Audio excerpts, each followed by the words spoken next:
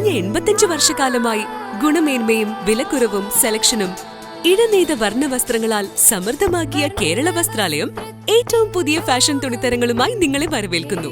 Kerala വസ്ത്രാലയം, Pattambi road, Kunnamkulam. വാർത്തകൾ വിശദമായി.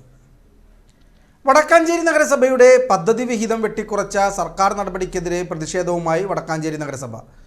കൗൺസിലർമാരുടെ നേതൃത്വത്തിൽ വടക്കാഞ്ചേരി താലൂക്ക് ഓഫീസിന് മുന്നിൽ പ്രതിഷേധ സത്യാഗ്രഹം സംഘടിപ്പിച്ചു. പ്രതിഷേധ സത്യാഗ്രഹം MLA സേവ്യർ ചിറ്റലപ്പള്ളി ഉദ്ഘാടനം ചെയ്തു.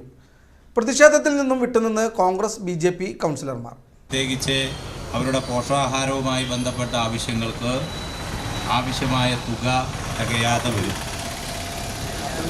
മറ്റൊന്ന്, പട്ടികജാതി വിഭാഗത്തിൽപ്പെടുന്ന ഫണ്ടിൻ്റെ വെട്ടിക്കുറവുണ്ടാകുമ്പോൾ അതിനകത്ത് നിർബന്ധമായും നിർവഹിക്കപ്പെടേണ്ട പദ്ധതികളെ അത് ബാധിക്കും. വിദ്യാഭ്യാസ രംഗത്ത് ഇപ്പോൾ ഒരു തദ്ദേശ സ്വയംഭരണ സ്ഥാപനത്തിന് ജനകീയാസൂത്രണത്തിൻ്റെ ഭാഗമായി വിട്ടുകിട്ടിയ സ്ഥാപനങ്ങൾക്ക് വേണ്ടി നീക്കിവെക്കപ്പെടുന്ന തുടർച്ചയായ ഭരണച്ചെലവിലുണ്ടാകുന്ന വെട്ടിക്കുറവ് നമ്മുടെ ആരോഗ്യ സ്ഥാപനങ്ങളെ കൂടുതലായി ബാധിക്കും. അത് ആയുർവേദത്തെ ബാധിക്കും, ഹോമിയോനെ ബാധിക്കും.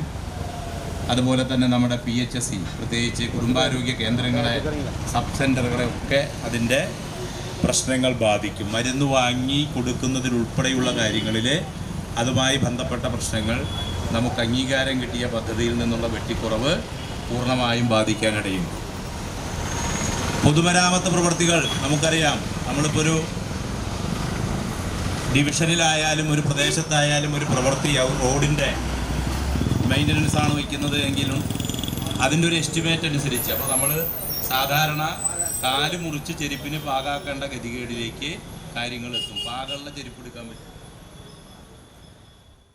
2026-27 വർഷത്തെ സംസ്ഥാന ബജറ്റ് വിഹിതം 2026 ജൂൺ 19 ബജറ്റിന് ശേഷം ഭേദഗതി നടത്തുകയും ഇത് പ്രകാരം 8,16,84,000 രൂപയിൽ നിന്ന് 2,43,51,000 രൂപയാക്കിയും SC ഫണ്ട് ഇനത്തിൽ 3,83,75,000 രൂപയിൽ നിന്നും 3,26,19,000 രൂപയായുമാണ് സംസ്ഥാന സർക്കാർ വെട്ടിക്കുറച്ചിട്ടുള്ളത്.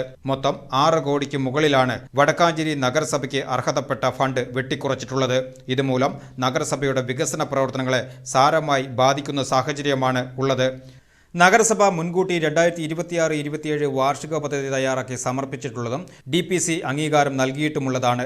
അതിനാൽ 75% പദ്ധതികളും നടപ്പിലാക്കാൻ സാധിക്കാത്ത അവസ്ഥയിലാണ്. ഭിന്നശേഷി സ്കോളർഷിപ്പ്, അംഗനവാടി പോഷകാഹാരം, SSA വിഹിതം, PMAY ഭവന നിർമ്മാണം, വീട് റിപ്പയർ തുടങ്ങിയ മറ്റ് അടിസ്ഥാന സൗകര്യങ്ങളും, പട്ടികജാതി വിഭാഗം പദ്ധതികളായ ഭവന നിർമ്മാണം, വീട് റിപ്പയർ, വിദ്യാർത്ഥികൾക്ക് സ്കോളർഷിപ്പും വിദ്യാർത്ഥികൾക്ക് പഠനമുറി തുടങ്ങിയ പദ്ധതികൾക്കും തുക നൽകാൻ കഴിയാത്ത അവസ്ഥയാണ്. സർവ്വതലത്തിലും ജനങ്ങൾക്ക് ഗുണകരമായി വരേണ്ട പല പദ്ധതികളും നടപ്പിലാക്കാൻ പറ്റാത്ത സാഹചര്യമാണ് നിലവിലുള്ളതെന്ന് ഭരണകക്ഷിയംഗങ്ങൾ പറയുന്നു. ഇത്തരം പദ്ധതികൾ നടപ്പിലാക്കാൻ ആവശ്യമായ തനത് ഫണ്ട് വരുമാനവും നഗരസഭയ്ക്കില്ല. ഈ സാഹചര്യത്തിലാണ് സർക്കാരിനെതിരെ പ്രത്യക്ഷ സമരവുമായി വടക്കാഞ്ചേരി നഗരസഭാ കൗൺസിലർമാർ രംഗത്തിറങ്ങിയിരിക്കുന്നത്. ചൊവ്വാഴ്ച രാവിലെ 10 മണിക്ക് ആരംഭിച്ച സത്യാഗ്രഹം വടക്കാഞ്ചേരി MLA സേവ്യർ ചിറ്റലപ്പള്ളി ഉദ്ഘാടനം ചെയ്തു.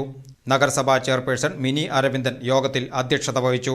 നഗരസഭാ വൈസ് ചെയർമാൻ PN സുരേന്ദ്രൻ, സ്ഥിരം സമിതി അധ്യക്ഷരായ KP മദനൻ, PG സനീഷ്, സ്വപ്ന ശശി, ധന്യ നിതിൻ, വിവിധ ഡിവിഷനുകളിലെ കൗൺസിലർമാർ തുടങ്ങിയവർ സത്യാഗ്രഹത്തിൽ പങ്കെടുത്തു. നേതാക്കളായ MR Somanarayanan, NK Pramod Kumar, P Mohandas തുടങ്ങിയവർ പ്രതിഷേധ യോഗത്തിൽ പങ്കെടുത്ത് സംസാരിച്ചു. വൈകിട്ട് 4 മണിക്ക് പ്രതിഷേധ സത്യാഗ്രഹം അവസാനിച്ചു.